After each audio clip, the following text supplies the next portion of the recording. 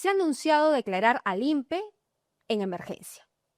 Y lo que hemos visto el fin de semana de parte de un reportaje es que el jefe del INPE es cuestionado, supuestamente por haber recibido una coima de 80.000 soles a cambio de liberar un preso. Esa clase de funcionarios tenemos en estos momentos, y aunque lo niegue el señor Yataco, hay una investigación en curso a la que él se ha negado a pasar por una pericia de voz.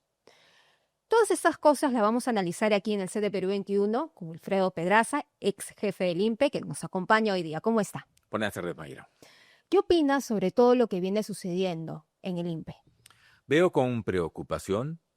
Creo que una institución tan importante no tiene que ser liderada, no debe ser liderada por un personaje que tiene los cuestionamientos que es de público conocimiento. Él tiene derecho, obviamente, a la presunción de inocencia, pero esto no es un tema de derecho penal, es un tema de la función ética del funcionario público, y creo que ahí las exigencias son mayores. Por tanto, si él se dice inocente, bueno, se probará la investigación, pero hoy se discute si es o no un personaje idóneo para cumplir una función tan importante en un contexto además tan complicado. Y me temo que por razones éticas él no tendría que estar un minuto más en el INPE. Entonces concuerda con el ex ministro del Interior, José Luis Pérez Guadalupe, también ha sido jefe del INPE. Él ha dicho que debería ser separado del cargo de una vez, no deberían esperar ni un minuto más. Absolutamente de acuerdo. Es que no se trata de una observación, a un manejo, a una toma de decisión pública que a veces es muy cuestionada, sino se trata de un tema de comportamiento personal que tiene que ver con una aparente coima, tiene que ver con un comportamiento profesional bastante opinable. En esa línea, me parece que él no debería estar un minuto más. Bueno, vamos a continuar analizando porque además se ha hablado de una reestructuración del INPE, declararlo en emergencia. El INPE tiene varias falencias, lo hemos dicho varias veces. Se habla de antenas clandestinas, de comunicaciones que facilitan a criminales de alto rango seguir cometiendo en las calles a través de sus cómplices. Lo que lo voy a leer va a ser lo siguiente, según lo que se ha mencionado. El uso del polígrafo, primero, para detectar indicios que demuestren que un agente carcelario ha sido corrompido. Lo otro son cambios en el régimen de visitas. Etapa A, aquellos criminales más difíciles de adaptarse van a tener acceso al patio 2 horas, luego un contacto con los familiares cada 2 semanas. Tenemos la etapa B para internos de salida al patio por 3 horas y se permiten 2 familiares en visitas quincenales cada 2 horas. Y luego la etapa C, que es para las personas, los internos que tienen delitos de menor rango. ¿Qué opina usted de estas cosas? A ver, pienso que al primer ministro deberían asesorarlo personas que tienen más conocimiento del tema penitenciario, porque en los últimos 20 años probablemente el INPE ya ha sido declarado en emergencia unas 12 o 14 veces. El gobierno anterior, hace apenas 3 meses, declaró en emergencia el INPE. O sea, en este minuto está en emergencia. De manera tal que otra emergencia con otro decreto supone nada. ¿Hay que reestructurarlo? Probablemente sí. Pero me temo que un gobierno de transición con tan pocos meses de gestión no va a poder hacer absolutamente nada en términos de reestructuración. Podrá ser un proyecto, pero creo que estamos en una coyuntura en la que se necesitan decisiones mucho más importantes. Y digo también que deberían asesorarlo mejor porque ese régimen que usted acaba de leer ya existe desde el año 2007, me parece. Yo participé de una comisión en la que se creó un sistema, un régimen especial para presos de alta, mediana y mínima seguridad, de clasificación ABC, tal cual se menciona. Incluso el régimen más alto tenía locutorios, 1 hora de patio, visitas directas solo de familiares muy directos. Es decir, un poco lo que se ha anunciado. Es decir, ya existe un régimen bien Muy similar. restrictivo, similar. Quizás se pueda hacer algunas pequeñas modificaciones, pero el régimen está. Lo que no hay es una debida clasificación. De ese listado anunciado, probablemente lo más importante pueda ser una reclasificación y el traslado de presos al penal de Ancón, Eh, probablemente. Y Lurigancho, No como al también. Lurigancho, porque, a ver, Lurigancho es el penal más abierto, más grande del país, 9.000, 10.000 presos, donde uno encuentra absolutamente todo lo legal y absolutamente todo lo ilegal. Es el paraíso del preso de alta envergadura, porque claro, tendrá miles de jóvenes a quien explotar, tendrá miles de jóvenes a quien vender seguridad, poner cupos. Es decir, Lurigancho es el penal menos indicado para llevar a un interno de crimen organizado o de alto nivel de contención. Gorda sí. En esa línea, creo que deberían de perfilar mejor las recomendaciones. Y lo mismo diría respecto al famoso polígrafo. Se ha hablado mucho sobre ese tema y la verdad es que el polígrafo es una herramienta útil, pero para personas que tienen otro tipo de función o para un número reducido de personas. El país no tiene el volumen suficiente para poligrafiar a cientos de trabajadores penitenciarios. Y no tiene sentido entonces. A ver, me imagino Lurigancho, 300 trabajadores, ¿a quiénes se poligrafía? Al que controla la puerta, al que está dentro del pabellón, ¿a quién?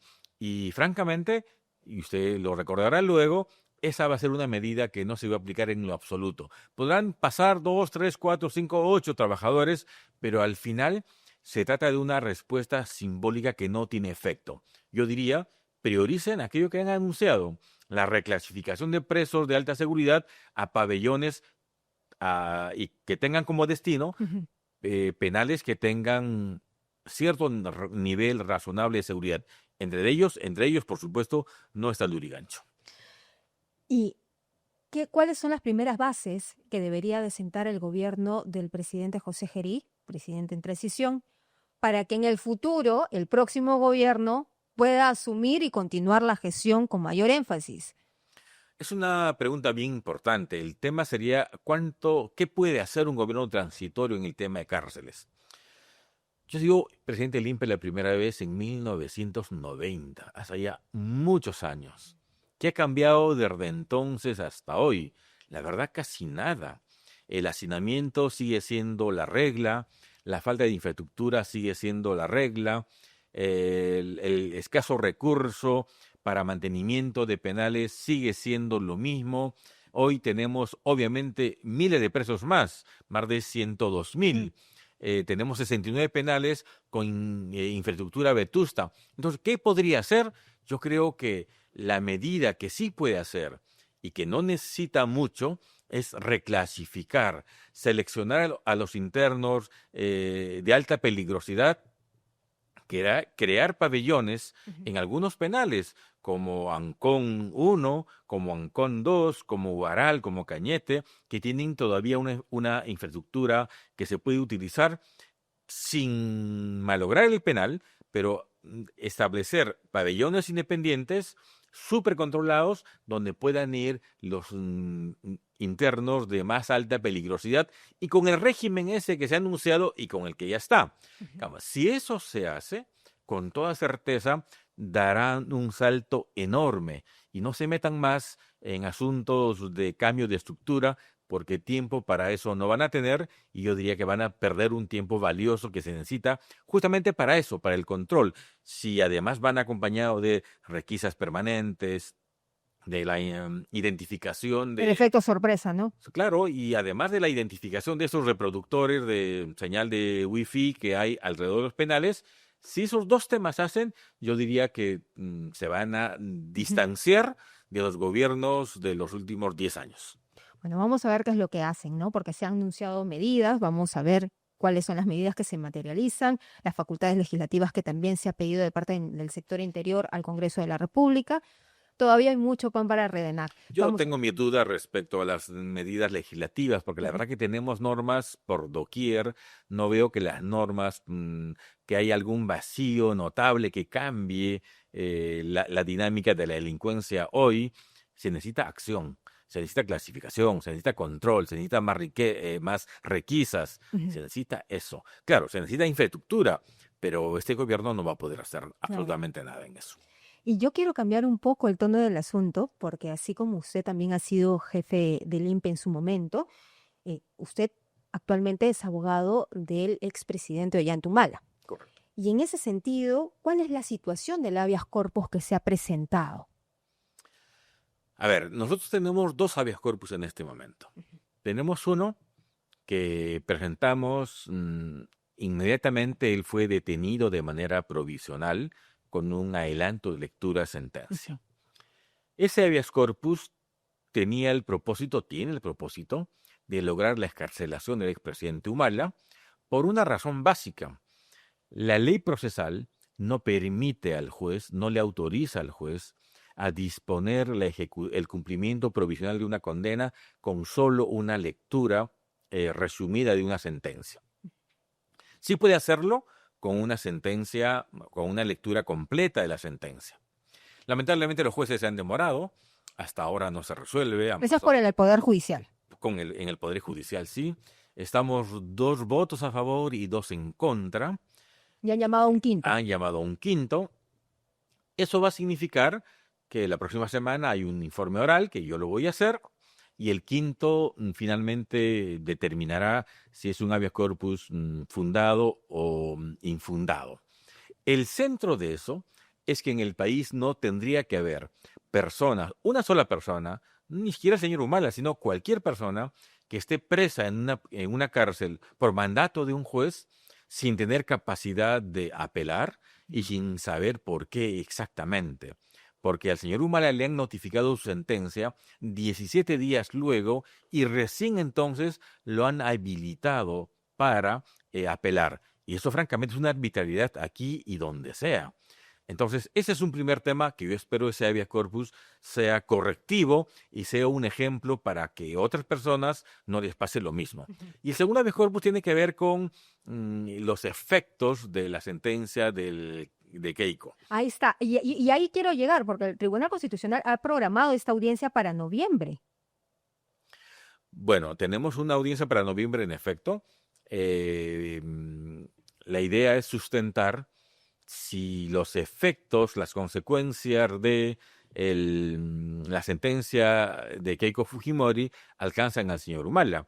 Y a mí me parece que evidentemente alcanzan, en tanto se trata de aportes para campaña 2006-2011, tal cual ha ocurrido con la sentencia de la señora Keiko Fujimori. De manera tal que si hay equidad, el destino de un habeas corpus fundado tendrá que ser lo mismo con el señor Humala. Pero en el caso de la señora Keiko Fujimori, la señora Keiko Fujimori no llegó a ser presidenta. Pero el señor Humala es presidente, pero después de campaña, Claro. porque a él lo juzgan por aportes de Venezuela en el 2006 y por aportes en la campaña del 2011. Por tanto, antes de asumir la presidencia. Es exactamente en esa lógica con el caso Keiko. No hay función pública, no hay tema de adendas, ni contratos, nada vinculado con la gestión pública. Tanto así que el periodo de investigación por la causa por la cual está detenido hoy es hasta el 25 de junio del 2011. Es decir, cuando terminó la campaña y antes de que él asuma la presidencia. Si no le dan la razón en el juzgado constitucional, ¿podrían presentar esos mismos argumentos también en el recurso de apelación en el Poder Judicial? Bueno, vamos a trabajar con esos argumentos en ambas líneas, evidentemente.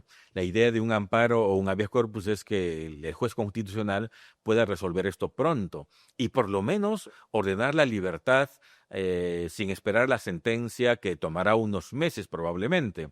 Porque fíjese la situación, si el Tribunal Constitucional hoy ha dicho que la recepción de aportes para campaña hasta el 2016 no es delito en el Perú, a título de que el señor Humala está preso por una situación exactamente de esa misma naturaleza. Así que lo vamos a invocar en ambos temas, el habeas y en el caso que de segunda instancia la apelación, cuyas audiencias aún no comienzan. Bueno, vamos a estar atentos de lo que se resuelva. Esperamos que haya equidad, haya un trato similar, porque además, hay que decirlo, no son las argumentaciones, no son argumentaciones nuevas. Nosotros, la afirmación de que la recepción de dinero en el 2006 y 2011 no era delito, lo hemos invocado siempre. Simplemente los jueces no nos han hecho caso hasta ahora. Así que si el Tribunal Constitucional lo ha así declarado, en buena hora. Y no es un tema de impunidad, no es un tema de índole político, es un tema de legalidad. En nuestro país, nuestra Constitución dice expresamente que nadie puede ser o debe ser investigado menos condenado por un hecho que en la ley no esté prevista como delito de manera clara y taxativa. Y de eso se trata. Podrían haberlo investigado por lo que fuera, Ujú. pública o lo que fuera, pero lavado de activos por un tema de recepción de dinero para campaña política fue una creación heroica de los fiscales. Muy bien, muchísimas gracias, doctor Pedraza, por estar aquí en el CD Perú 21 comentando sobre el tema del INPE y ahora también del expresidente Ollanta Humala. Muy Muchísimas bien, gracias. gracias. Bien, amigos, no se olviden de suscribirse a nuestro canal de YouTube e ingresar a perú21.pe.